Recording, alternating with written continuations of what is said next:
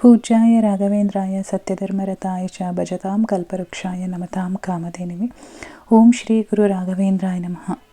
ರಾಯರ ಅನುಗ್ರಹ ಯೂಟ್ಯೂಬ್ ಚಾನಲ್ಗೆ ಸ್ವಾಗತ. ಹಾಗೆ ಇನ್ನೂ ಚಾನಲ್ನ ಸಬ್ಸ್ಕ್ರೈಬ್ ಮಾಡ್ಕೊಂಡಿಲ್ಲ ಅಂತ ಅಂದರೆ ಪ್ಲೀಸ್ ಸಬ್ಸ್ಕ್ರೈಬ್ ಮಾಡಿಕೊಂಡು ವಿಡಿಯೋಗೊಂದು ಲೈಕ್ ಮಾಡಿ ವಿಡಿಯೋನ ಮುಂದುವರ್ಸೋಣ. ಇವತ್ತು ರಾಯರಿಗೆ ಬೆಲ್ಲದ ಆರತಿ ಮಾಡೋದ್ರಿಂದ ಏನೆಲ್ಲ ಉಪಯೋಗಗಳಿದೆ, ಯಾವ ರೀತಿ ಮಾಡೋದು ಅಂತೇಳಿ ತಿಳಿಸ್ಕೊಡ್ತಾ ಇದ್ದೀನಿ. ಈ ಬೆಲ್ಲದ ಆರತಿನ ನಾವು 5 ಗುರುವಾರ ಮಾಡಬೇಕಾಗತ್ತೆ, ಅಥವಾ ಗುರುವಾರದಿಂದ 5 ದಿನ ಮಾಡಬೇಕಾಗತ್ತೆ. ನಿಮ್ಮ ಅನುಕೂಲ ಹೇಗಾಗುತ್ತೆ ನೋಡಿಕೊಂಡು ನೀವು ಆ 5 ದಿನ ಕೂಡ ತುಂಬಾ ಮಡಿಯಾಗಿರಬೇಕು. ಹಾಗೆ ಯಾವುದೇ ರೀತಿ ನಾನ್ ವೆಜ್ ತಿನ್ನಬಾರ್ದು, ಹೊರಗಡೆ ತಿನ್ನಬಾರ್ದು. ನೀವೇನು ವ್ರತ ಮಾಡೋಕ್ಕೆ ಅಂತೇಳಿ ಸ್ಟಾರ್ಟ್ ಮಾಡ್ತೀರಾ ಅಲ್ಲಿಂದನೂ ಕೂಡ ತುಂಬಾ ಮಡಿಯಲ್ಲಿ ಇರಬೇಕು. ಗುರುವಾರ ಮಾಡ್ತೀನಿ ಅಂತ ಅಂದರೆ ಗುರುವಾರದೊತ್ತು ಮಾತ್ರ ಮಡಿಯಾಗಿದ್ದರೆ ಸಾಕು.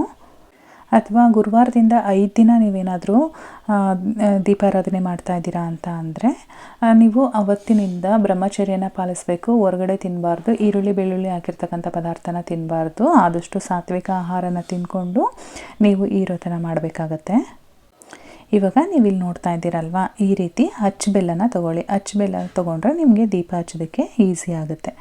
ಇವಾಗ ನೀವು ಅಲ್ಲೇನು ಅಚ್ಚು ಬೆಲ್ಲದಲ್ಲಿ ಮಧ್ಯದಲ್ಲಿ ಹೋಲ್ಸ್ ಇರುತ್ತಲ್ವ, ಆ ಹೋಲ್ಸ್ಗೆ ತುಪ್ಪನ ಹಾಕಿ ಯಾವ ಥರ ಬತ್ತಿ ಹಾಕಬೇಕು ಗೊತ್ತಾ, ಅಲ್ಲಿ ಇಮೇಜಲ್ಲಿ ನೀವೇನು ನೋಡ್ತಾ ಇದ್ದೀರಾ ಆ ರೀತಿ ಕೂಡ ಹಾಕ್ಬೋದು. ಇದಕ್ಕಿಂತ ಬೆಟರ್ ಅಂತ ಅಂದರೆ ಹೂ ಬತ್ತಿ ಬರುತ್ತಲ್ವ, ಅದನ್ನು ಹಾಕಿದ್ರೆ ತುಪ್ಪದಲ್ಲಿ ನೆನೆಸ್ಬಿಟ್ಟು ತುಂಬಾ ಚೆನ್ನಾಗಿರುತ್ತೆ. ಇಂಥದ್ದೇ ಬತ್ತಿ ಅಂತ ಏನಿಲ್ಲ, ಬಟ್ ಅದು ಹಾಕೋದ್ರಿಂದ ಸ್ವಲ್ಪ ಕಂಫರ್ಟಬಲ್ ಅಂತ ಅನಿಸುತ್ತೆ, ನೀಟಾಗಿ ಅದರೊಳಗಡೆ ಕೂರುತ್ತಲ್ವ. ಹಾಗಾಗಿ ನೀವೇನಾದ್ರೂ ಮಠಕ್ಕೆ ಹೋಗಿ ಮಾಡ್ತೀರಾ ಅಂತ ಅಂದರೆ ಒಂದು ಅಡಿಕೆ ತಟ್ಟೆ ಬರುತ್ತಲ್ವ, ಅಡಿಕೆ ತಟ್ಟೆನ ತೊಗೊಳ್ಳಿ. ಅಡಿಕೆ ತಟ್ಟೆನ ತೊಗೊಂಡು ಅದಕ್ಕೆ ನಿಮ್ಮ ಕೈಯಲ್ಲಿ 3 ಬೊಗಸೆಯಷ್ಟು ಅಕ್ಕಿನ ಹಾಕಿ, ಅಕ್ಕಿ ಹಾಕ್ಬಿಟ್ಟು ಹೂಗಳನ್ನ ಇಡಿ. ಹೂಗಳಿಟ್ಟು ಅದಕ್ಕೆ ಗಂಧ, ಏನು ನಾವು ಮನೆಯಲ್ಲಿ ಯೂಸ್ ಮಾಡ್ತೀವಲ್ವ ಆ ರೀತಿ ಗಂಧನ, ಅಂದರೆ ಗೋಪಿಚಂದನ ಬರುತ್ತಲ್ವ, ಗೋಪಿಚಂದನನ ಇಟ್ಬಿಟ್ಟು ಈ ರೀತಿ ಬೆಲ್ಲನ ಇಟ್ಟು ನೀವು ಆರತಿನ ಮಾಡಬೇಕಾಗುತ್ತೆ.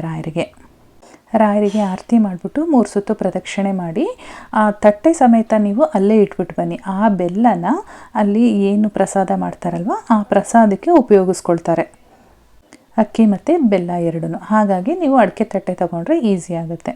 ನೀವಿನ್ನು ಮನೆಯಲ್ಲಿ ಮಾಡೋದಾದರೆ ಒಂದು ಹಿತ್ತಾಳೆ ಅಥವಾ ತಾಮ್ರ ತಟ್ಟೆ ಅಥವಾ ಸ್ಟೀಲ್ ತಟ್ಟೆನ ತೊಗೊಳ್ಳಿ. ಪ್ಲಾಸ್ಟಿಕ್ ತಟ್ಟೆ ಎಲ್ಲ ಉಪಯೋಗಿಸೋಕೆ ಹೋಗ್ಬೇಡಿ.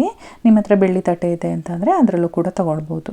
ನೀವು ಬೆಳಗ್ಗೆ ಎದ್ದು ಬ್ರಾಹ್ಮಿ ಮುಹೂರ್ತದಲ್ಲೇ ಮಾಡ್ಕೊಳ್ಬೇಕಾಗುತ್ತೆ. ಮನೆಯಲ್ಲಿ ಮಾಡ್ತೀವಿ ಅಂತ ಅಂದರೆ ನೀವು ಮನೆಯಲ್ಲೇ ಮಾಡಿ ಅಥವಾ ಮಠದಲ್ಲೇ ಮಾಡಿ, ಪೂಜೆ ಆದಮೇಲೆ ಅಂದರೆ ಬೆಲ್ಲದ ಆರತಿ ಆದಮೇಲೆ ಕೂತ್ಕೊಂಡು 108 ಬಾರಿ ಓಂ ಶ್ರೀ ಗುರು ರಾಘವೇಂದ್ರಾಯ ನಮಃ ಅಂತ ಹೇಳ್ಬಿಟ್ಟು 108 ಬಾರಿ ಜಪ ಮಾಡೋದಂತೂ ಮರಿಬೇಡಿ.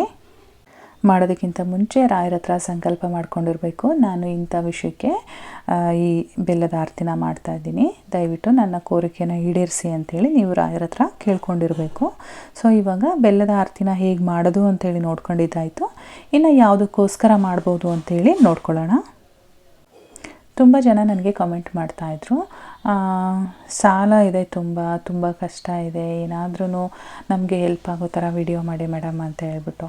ಸೊ ಈ ವಿಡಿಯೋ ಅವ್ರಿಗೆ ಹೆಲ್ಪ್ ಆಗುತ್ತೆ ಅನಿಸುತ್ತೆ. ತುಂಬ ಸಾಲ ಬಾಧೆಯಿಂದ ನರಳುತ್ತಾ ಇರ್ತೀರಲ್ವ, ಅಂಥವರು ಈ ಒಂದು ವ್ರತನ ದಯವಿಟ್ಟು ಮಾಡಿ, ನಿಮಗೆ ರಾಯರು ಸಹಾಯ ಮಾಡೇ ಮಾಡ್ತಾರೆ.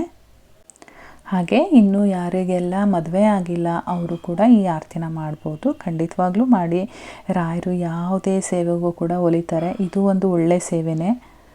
ಹಾಗೆ ನಿಮ್ಮಲ್ಲಿ ಯಾವುದಾದ್ರೂ ಆರ್ಥಿಕ ಸಮಸ್ಯೆ ಏನೇ ಇದ್ದರೂ ಕೂಡ ನೀವು ಈ ಬೆಲ್ಲದ ಆರತಿನ ಮಾಡ್ಬೋದು. ಪರಿಶುದ್ಧವಾದ ಮನಸ್ಸಿಂದ ನಾವು ಏನೇ ಕೇಳ್ಕೊಂಡ್ರೂ ರಾಯರು ಇಲ್ಲ ಅಂತ ಹೇಳೋದೇ ಇಲ್ಲ, ಖಂಡಿತವಾಗ್ಲೂ ನೆರವೇರಿಸ್ತಾರೆ. ಅಂಥದ್ರಲ್ಲಿ ನಾವಿಷ್ಟು ಮಡಿಯಾಗಿ ರಾಯರಿಗೆ ಬೆಲ್ಲದ ಆರತಿ ಮಾಡ್ತಾಯಿದ್ದೀವಿ ಅಂತ ಅಂದರೆ ಖಂಡಿತ ಅವರು ನಮಗೆ ನಾವೇನು ಅಂದ್ಕೊಂಡಿರ್ತೀವಿ ಆ ಒಂದು ಕಾರ್ಯನ ಮಾಡಿಕೊಟ್ಟೇ ಕೊಡ್ತಾರೆ.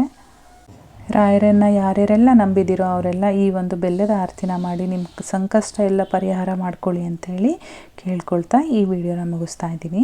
ಇವತ್ತಿನ ಟಾಪಿಕ್ ನಿಮಗೆ ಇಷ್ಟ ಆಗಿದರೆ ವಿಡಿಯೋಗೊಂದು ಲೈಕ್ ಮಾಡಿ, ಸಬ್ಸ್ಕ್ರೈಬ್ ಮಾಡ್ಕೊಳ್ಳಿ. ಜೊತೆಗೆ ನಿಮ್ಮ ಫ್ರೆಂಡ್ಸು ಯಾರ್ಯಾರೆಲ್ಲ ಇನ್ನೂ ಕಷ್ಟದಲ್ಲಿದ್ದಾರೋ ಅವ್ರಿಗೆ ಈ ವಿಡಿಯೋನ ಶೇರ್ ಮಾಡಿ. ಹಾಗೆ ಇನ್ನೂ ಯಾವ ವಿಷಯದ ಬಗ್ಗೆ ವಿಡಿಯೋ ಮಾಡಬೇಕು ಅಂಥೇಳಿ ಕಮೆಂಟಲ್ಲಿ ತಿಳಿಸಿ. ಜೊತೆಗೆ ಓಂ ಶ್ರೀ ಗುರು ರಾಘವೇಂದ್ರಾಯ ನಮಃ ಅಂಥೇಳಿ ಬರೀರಿ. ಹಾಗೆ ನಾನು ಮತ್ತೆ ಮುಂದಿನ ವಿಡಿಯೋದಲ್ಲಿ ಸಿಗ್ತೀನಿ. ಅಲ್ಲಿವರೆಗೂ ಧನ್ಯವಾದಗಳು.